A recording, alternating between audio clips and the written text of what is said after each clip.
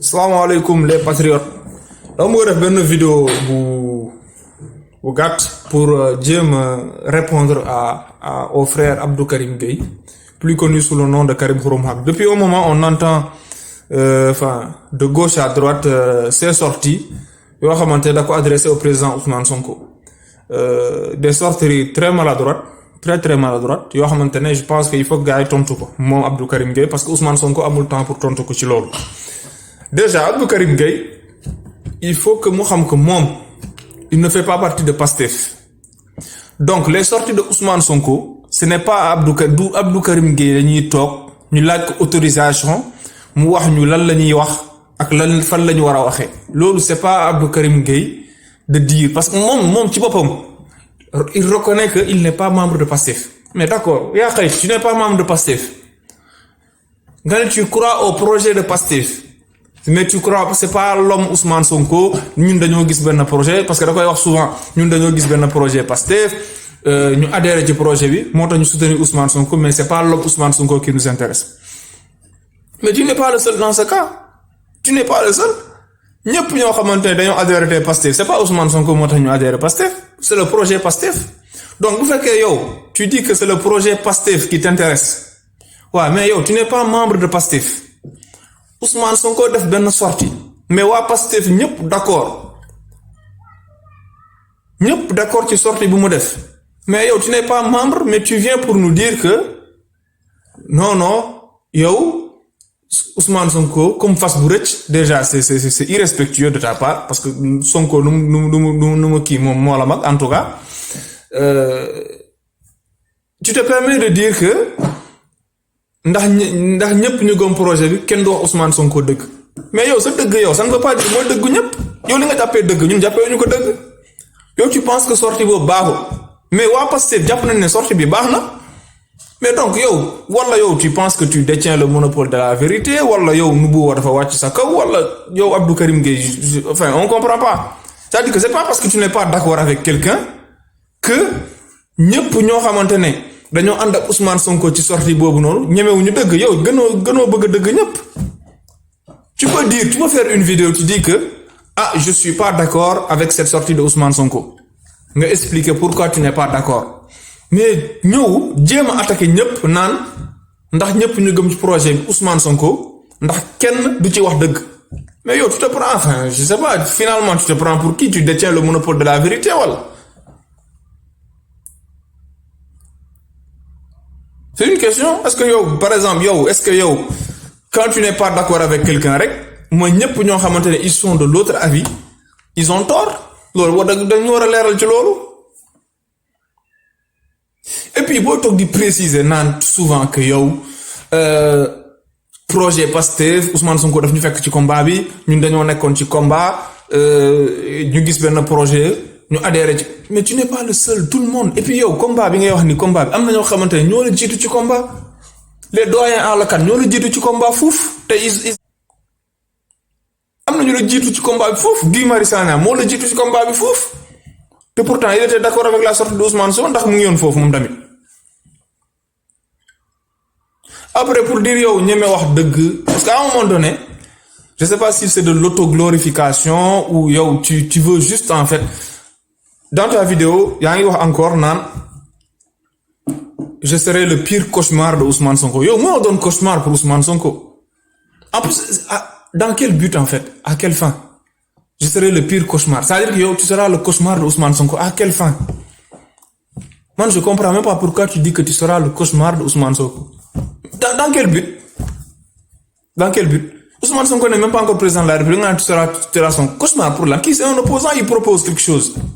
Donc yow wane nga sa position. Ma ñëw ci beneen point bi ngay naan kon yow lii nga ñu won ndax affaire de xarit nañ bàyyi justice def liggéeyam. Nekkul ne affaire de xarit kon yow Ousmane Sonko kon yow boo nekkee président kon boo amee xarit mais est-ce que mais foofu je suis désolé mais tu as dénaturé les propos de Ousmane Sonko. Ousmane Sonko il ne s'est pas prononcé en disant que samay xarit lañu même bu ñu defee dara dam la war a jàppale. Ousmane Sonko a parlé de la justice boo xamante ne doxeewul du mu war a doxee au Sénégal te loolu Ousmane Sonko n'est pas le premier à le dire. juge dem wax na fi j'ai démissionné d'une magistrature qui a démissionné yow sa jëmmi bopp xam nga ni justice bi doxul ni mu war a doxee Sénégal yow dóor nañ la fi fu mu yem fu dossier boobu fu mu toll policier dóor la fi noonu tu as porté plainte fu mu toll ko toog naan nañ bàyyi justice def liggéeyam loolu en fait tu parles juste pour parler en fait wala boog dafa am benn haine boo amal kilifa ak Simon boo xamante ne waxooñu ko dégg naa aussi nga naan loolu ça nous intéresse pas yow kilifa sa xarit la ça nous intéresse pas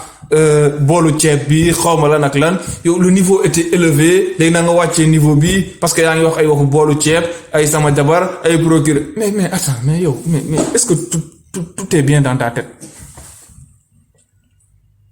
mais Ousmane Sonko nit la contexte la doon def c'est-à-dire yow dafa mel ni jàngoo communication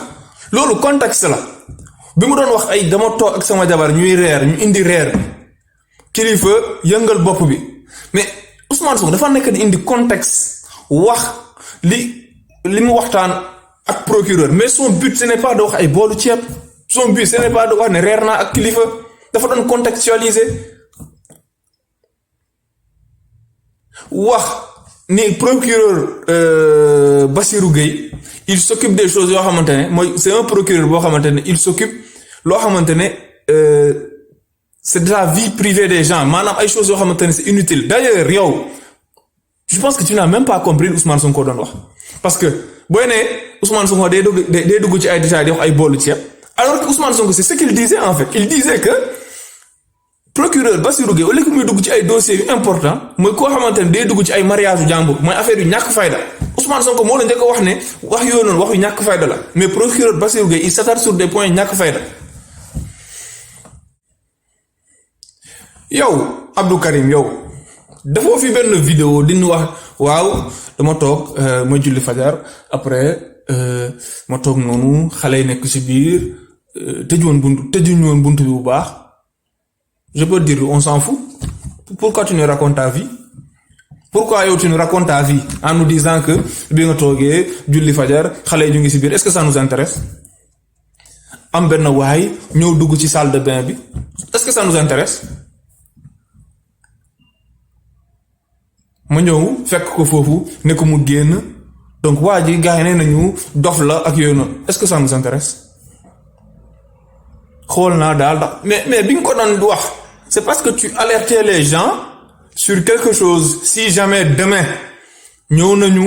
ñu trouver drogue sa kër wala leneen ñu xam ne keneen moo ko fa déposé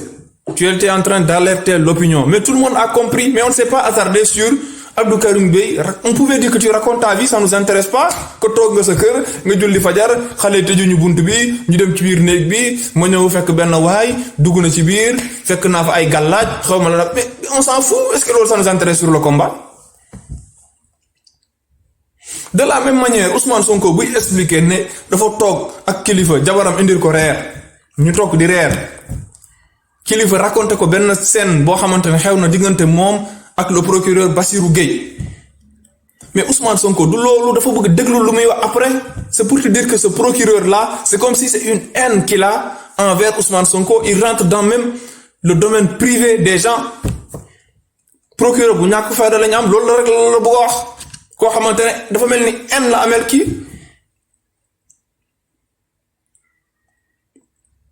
mais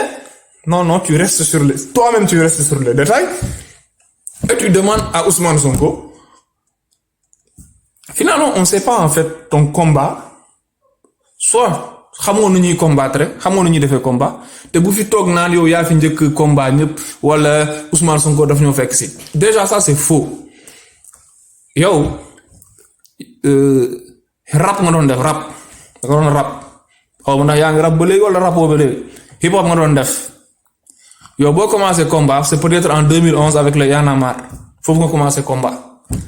am na ñoo xamante ne ñu ngi combat avant loolu Ousmane Sonko depuis qu'il est dans la fonction publique mu ngi combat ndax combat nekkul ne ñëw rek def ay live wala def ay manifestation koo xamante ne mu ngi ci administration publique mu ngi liggéey foofu ñu ngi koy proposer ay somme ñu koy